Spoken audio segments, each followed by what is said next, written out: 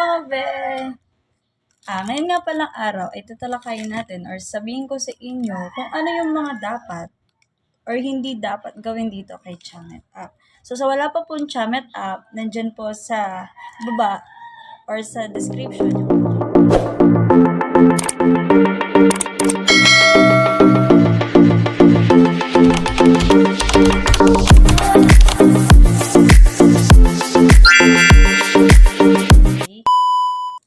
So, number 1 na bawal dito kay Chamet is yung magbigay ka ng personal information mo. Like, totoo mong pangalan, yung mga ganun, tapos yung mga social media account, gaya ng mga Facebook. Okay? So, dito kasi is pinapangalagaan nila yung iyong privacy. Okay, so ito naman ay yung body appearance. So, bawal mag-send ng nudes. Kahit nakuha nyo pa yan sa Google. Okay? Bawal din po yun mga o kahit kaninang picture pa yan. Bawal po.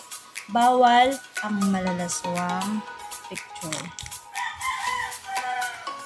Number 3. Bawal ang magsigarilyo o magpakita ng any alcohol beverage. Okay? So, bawal po dito yung mag-iinuman. Pag nakita po yung bote ng alak, bawal po talaga. Okay? Mababand talaga yung account nyo. Sorry. Pero mababand talaga yan. Mabilis sila Yung mga private calls po nila dito ay naka-monitored. So, kung iniisip nyo na baka hindi napansin, ay akala nyo lang yun. Mapapansin nila yan. So, sumunod, ito, mga dapat iwasan para di maband ang account. Okay. Huwag magsuot ng tube. Uy, bawal talaga doon, be. Yung tube yung suot mo. Pag sando, make sure na hindi natatakpan ng hair nyo yung inyong mga straps. Kasi kapag natakpan yan, automatic mababand ka. Kailangan ilabas mo siyang ganyan. Okay? So, huwag na natin lagyan na number. Sumunod, iwasan matakpan ng buhok ang strap. Yun na nga, yung number 2. Sinabi ko na bawal matakpan ng buhok yung strap. Kasi automatic talaga siya na wala ka talagang nakatube ka, diba? Kapag ganyan. Okay. Lalo na kung nakasuot ka ng sleeveless or sexy dress. Ayun, pangkaraniwan suot natin, like me. Nakasando ako ngayon. Okay? Ganyan lang siya. Kapag natakpan yung ganyan, tapos nag-live kayo, boom. Mawawala talaga yung account nyo. Mababan kayo. Sumunod, huwag magsuot ng nude na color na sleeveless o t-shirt. So, ibig sabihin nun, yung mga nude color, yung halos kakulay na ng balat mo. Syempre, mapapansin yun na kakulay na nung nung balat mo. Akala nila wala kang damit. Ganun sila. Ganun sila dito kalulupit mag-band. Marami silang pinagbabawal.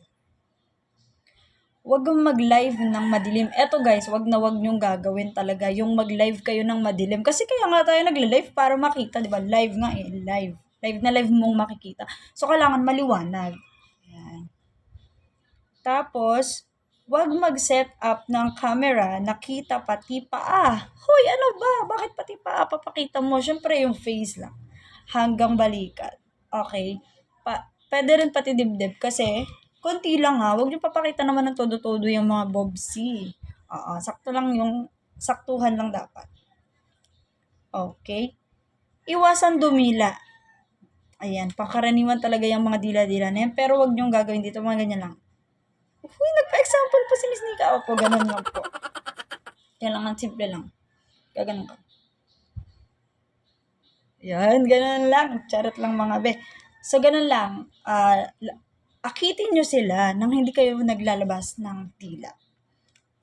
Sunod, huwag malikot ang kamay. Ayun yung malikot yung kamay, yung sinasabi, hindi to Magna Kelsa, hindi to ganun. Ito yung malikot ang kamay, yung kung saan napupunta yung kamay mo. Ayan, yung kung saan mo siya napupuntahan. Naahawak mo siya sa sumbobela at bawal yun mga be, bawal na bawal siya. Okay. Tapos, Bawal iwan ang cellphone, lalo na kung naka-live. Okay, wag niyong iiwanan. Ano, aalis kayo? Kung ano man ang gusto niyong gawin, aalis, gaganyan, wala sa camera, bawal mga be. Bawal talaga yun. Kasi syempre, nagla-live ko tapos walang tao, madedetect yun, mababan ang account nyo. Ayan yung ayaw na ayaw nating mangyari sa atin. Okay, sumunod, meron kasi ako ditong copy. Nag-ano ko ng take note para naman ma-explain ko sa inyo na maayos. Bawal mag-live ng nakahiga. Ayun na. 'Di ba sa ibang mga application pwedeng nakahiga, nakaupo, mga ganyan. Sa totoo lang, based on my experience mga beha, nag-live ako dito ng nakaupo. Ayan, same sa kagaya ng Indian seat.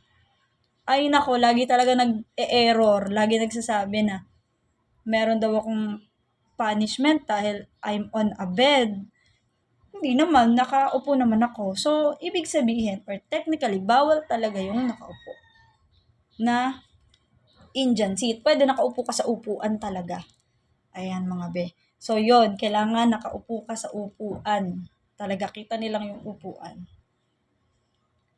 Okay, yun lang mga be ha. Sana naintindihan nyo yung aking mga pinaliwanag dito sa sa mga para hindi ka maband or para hindi maband yung account mo dito kay Chamet. Sa wala pang Chamet, nandyan po sa description ng aking link. Sorry. At ako po mismo yung agency na magtuturo sa inyo o tutulong sa inyo para kumita dito. So kung interesado ka talagang kumita dito, i-message mo ko dyan sa mga social media ko dyan. Magpakilala ka lang na nakita mo yung pangalan ko or nakita mo ko sa YouTube, ganito, ganyan, sabihin mo lang sa akin. Magre-reply ako.